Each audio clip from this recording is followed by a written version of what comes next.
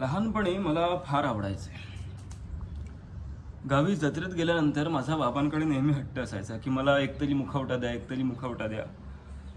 बाबांनी एकदा मला हा असा मुखवटा दिलाही. मला याचं खूप आकर्षण वाटायचं. मला बाबांनी मुखवटा दिला ना, तो असा सारखा रंग बदलायचा. मला कुतूहल होतं की ह्याच्या मागचा चेहरा कसा असेल. त्यावेळेस काही मला त्याच्या मागचा चेहरा दिसला नाही, पण इथे मुंबईत आल्यावर मला असे असंख्य जिवंत मुखवटे फिरताना दिसले, जे सतत रंग बदलतात. पण मला ना कधी कधी भीती वाटायची की हा जो मुखवटा आहे तो माझ्या चेहऱ्याला चिकटला तर, कधी निघालाच नाही तर. का माहिती आहे? कारण मी माझ्या चेहऱ्याला कधीच खोटा मुखवटा चढवला नव्हता. पण मुंबईत आल्यावर मला मुंबईने एखादी गोष्ट सांगितली असेल, ती म्हणजे की तुला जर इथे राहायचं असेल, ह्या शहरात राहायचं असेल, तर तुला तुझा स्वतःचा चेहरा लपवूनच जगावं लागेल. मला जाणीवही झाली. खरं तर ह्या चमचमत्या दुनियेत ना प्रत्येक जण प्रत्येकाला त्याच्या खऱ्या चेहऱ्याने ओळखतच नाही. ओळखतो तर त्याच्या खोट्या मुखवट्यावर. लोकच कशाला, खरं तर आपणच आपल्या स्वतःला आपल्या खऱ्या चेहऱ्याने ओळखतो का? माहित नाही.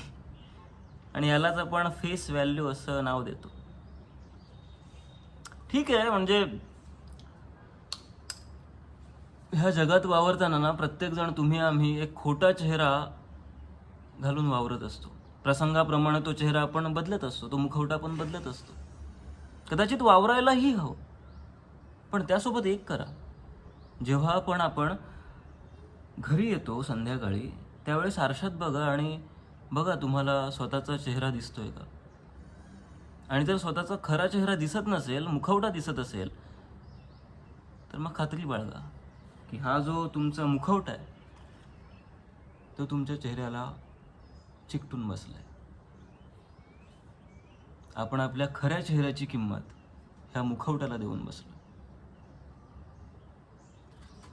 जेव्हा सगळं असं जेव्हा होतं ना, तेव्हा आपणच आपल्यासाठी आणि आपल्यांसाठी परके झालेलो असतो. जगात असेल ह्या चेहऱ्याची किंमत मौल्यवान असेल, खूप जास्त असेल, पण माझ्यासाठी माझा हा खरा चेहरा आहे, तो सगळ्यात जास्त मौल्यवान आहे.